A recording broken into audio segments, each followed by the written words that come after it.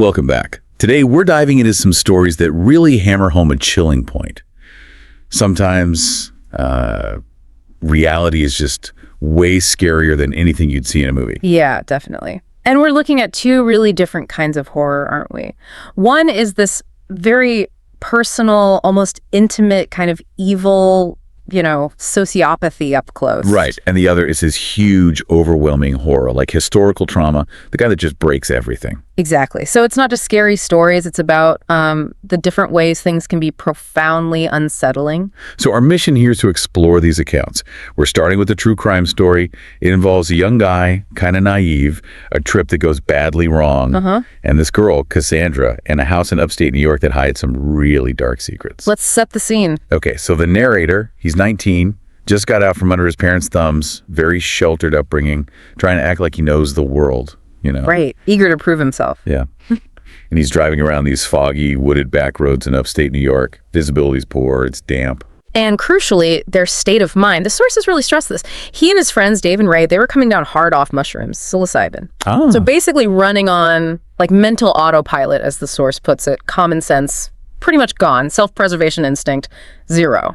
They were vulnerable. The perfect setup for something bad. And that's exactly when they see her.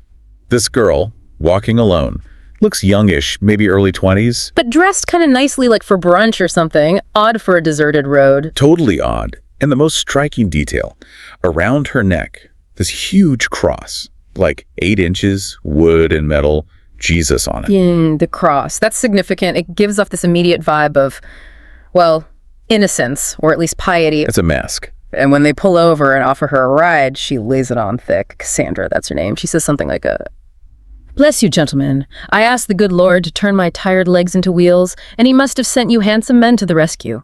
God is good." Really performative. Wow. Yeah, performative is the word.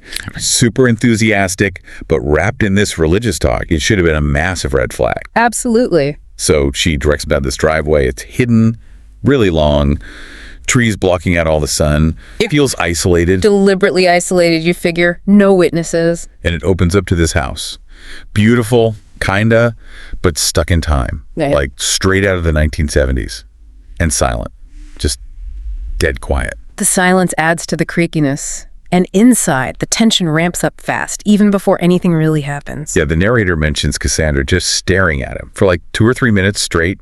No blinking, just this cold, blank expression. That's chilling. It's like the mask slips, right? She's sizing him up, testing the waters, a classic sociopathic move. That passive creepiness, it turns actively dangerous real quick. She brings out this glass carafe of red wine, no label on it, pours them each a glass, insists they drink, but she doesn't have any herself. Big warning sign right there. He drinks the first glass kind of fast, maybe feeling awkward, feels something off. Just a subtle unease, but he brushes it off. You would, maybe, especially in their state. But then she pours a second glass. Yeah. And just as he's drinking that, a car pulls up. The mother. And the second glass, that's the one that hits hard. The sources say the effect was almost immediate after that. Yeah, because right then his friends start freaking out. Ray goes, "Dude, I want to leave, but I can't feel my legs." Oh, man. And Dave puts it together instantly. He's like, "She put something in that wine. My whole body's numb." They realize it's not just booze, it's not exhaustion. They're being paralyzed systematically. And the speed.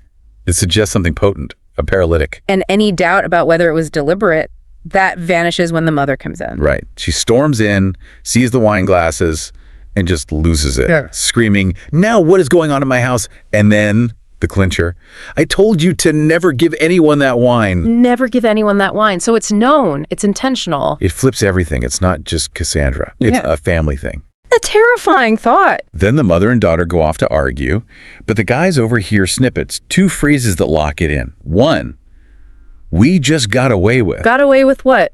Chillin'. And 2, "You give him that wine. Are you crazy?" So it implies this isn't the first time we just got away with suggest a past crime. Maybe successful. Yeah. And the mother's anger. Yeah. Maybe Cassandra used the wrong stuff this time. Or too much. Maybe it was meant to just knock him out, not kill him. Or maybe it was meant to kill them and the mother's mad she was clumsy about it. Either way, it's bad. Realizing they're in a deep trouble, the narrator and Dave, they start trying to get out. They're weak, the drug's kicking in, but they physically start dragging Ray, who's totally paralyzed now, towards the door. Desperate escape attempt. And that's when Cassandra comes flying down the stairs. And the source says her whole demeanor changes. She becomes demonic. Yeah, blocks the door, laughing, like full-on maniacal laughter, screaming, "You fools! Once you came in, you were never going to leave. This is God's plan." Using God again, twisting it to justify this. Pure evil. The narrator, he's running on pure adrenaline now, fighting the poison. Yeah.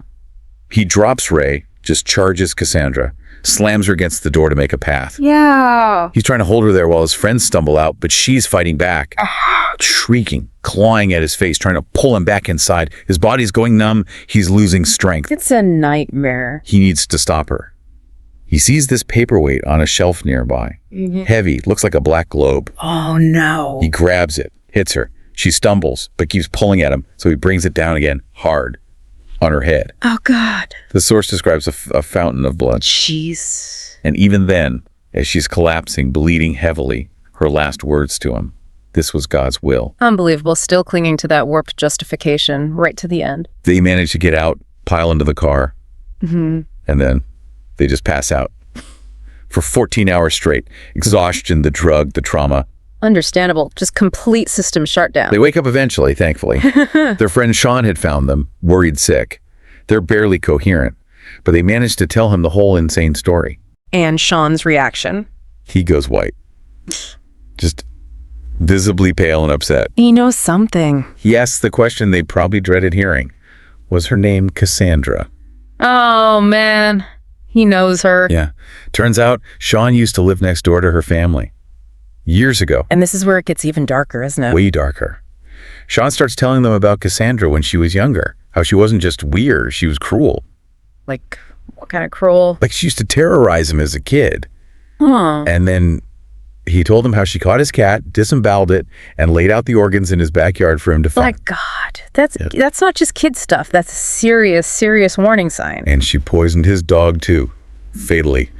The dog died, throwing up blood. Classic escalation. Animal cruelty often precedes violence against humans.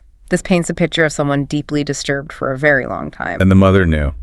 Seems like it, or at least enabled it. This wasn't happening in a vacuum. And then Sean drops the final bombshell.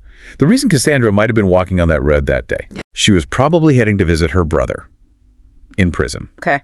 Why is he in prison? Because, according to Sean, the brother took the fall for 2 bodies, found murdered and poisoned at that house. What? So Hang on. the wine, the paralysis, they have done this before successfully. It connects everything. The weirdness, the isolation, the poisoned wine, the mother's reaction, the brother in prison. It's a pattern. A family involved in serial murder. Just, wow. And the cross. The narrator apparently asked Sean, why would someone so evil wear this huge cross? And Sean's answer is just perfect, isn't it? Yeah. He said, "You want to know why she wears the cross? Because the devil comes in many different disguises." Chilling. The cross wasn't piety. It was camouflage. The ultimate misdirection. Truly terrifying. Okay, let's shift gears now. From that very focused personal horror, that malice of one person or one family. Right, to something different. Equally horrifying, but on a vast, almost incomprehensible scale. We're looking now at an account from a hidden journal. A U.S. Navy veteran after World War II, specifically about his time in Hiroshima. Yeah, and the context here is vital. The narrator found out his grandfather, who passed away, had served with something called the Atomic Bomb Casualty Commission, the ABCC. ABCC, what was their role? That's the disturbing part. They weren't there for humanitarian aid. Their specific mandate was not to treat survivors. They were there purely to observe, study, and report on the effects of the atomic bomb. Just observe the suffering. Exactly. A purely scientific mission in the face of unimaginable human catastrophe. That ethical weight hangs over everything the grandfather wrote. When did he get there? December 1946, so over a year after the bombing. But the devastation was still profound. His journal entries are incredibly bleak. What did he write? One of the first entries.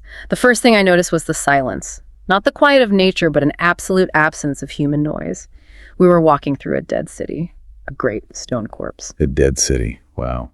That silence must have been deafening in its own way. It signals a place fundamentally broken, but the psychological horror really kicks in with the visual reminder. You mean the shadows? Yeah. The shadows burned onto walls, these perfect outlines of people who were just vaporized instantly by the blast. God, I can't even imagine seeing that. He wrote about one specific shadow he became fixated on, just staring at this human shape etched onto a wall, and he swore. Completely sober, he insisted. He saw the shadow's head twist slightly. What? No. He felt like it was looking back at me too. It's the mind trying to process something so horrific it starts to see things, right? Projecting life onto this image of instant death. That's deeply disturbing. Did it get worse? Oh yeah. Especially when his patrol got closer to the hypocenter, they found this area, maybe a crater or a pit, filled with this bubbling black sludge. Sludge. Like mud. Worse. The description is almost like something out of mythology, but real and grotesque. He writes about the sludge bubbling up, forming these loose, shifting structures. Structures? One part, he swore, almost looked like a hand reaching out. Oh, come on, that's... And then, the absolute peak of the psychological horror, he wrote. Another shape bubbled up. A face, a clear human face, empty eye sockets, a screaming maul. A face. In the sludge. Screaming. That's what he wrote. Direct quote from the source. It's this moment where the lines between living, dead, solid, liquid, they just completely dissolve. The landscape itself seems to be screaming from the trauma. That's unimaginable. How do you even cope with seeing something like that? You probably don't. Not really. It breaks something in you. The mind tries to make sense of it, but when the reality is that grotesque, it fractures. Was that the worst of it? Almost. There's one final entry detailed in the sources that seems to have haunted him profoundly. They encountered these creatures. Initially, they thought they were packs of feral dogs, but they were wrong. Hairless, misshapen, aggressive. They attacked the patrol. The soldiers had to shoot them. Feral dogs turning aggressive isn't that surprising after something like that, I guess. But when they went to check the bodies, they weren't dogs. But what were they? Tangled in the burned flesh, the matted remaining fur, they found things. Gold watches, rings. Wait, no. You mean they were... Human remains, or what was left of humans, exposed to that intense heat and radiation, somehow fused or mutated into these things. The source is clear that this realization hit the soldiers like a ton of bricks. That they had just shot remnants of people. Yes. That moment, realizing these weren't animals, but a horrific consequence of the bomb on human bodies. That was the point of no return. The grandfather wrote that they all knew they'd witnessed something so profoundly awful they could never truly speak about it. That's a different kind of horror entirely. Not malice, but the sheer, impersonal, devastating consequence of human action on a massive scale. Exactly. It ties back, in a way. Whether it's the focused, cruel intent of someone like Cassandra in her isolated house, or the vast existential dread faced by that sailor walking through the corpse of the city. The sources really show us that the most terrifying things aren't monsters from stories. They're what humans are capable of, doing to each other, or unleashing on the world. Yeah. These deep dives, they show that beneath the surface we think we understand, there's often another layer. Something darker, more unsettling, an incomplete puzzle. Makes you wonder what else is hidden. It certainly does. Thank you for joining us for this deep dive into these difficult stories. If you find these explorations of true crime and horror compelling, please do check out more of our content. We try to handle these topics with the gravity they deserve. Please like, share, and subscribe to our channel, Horror Docx.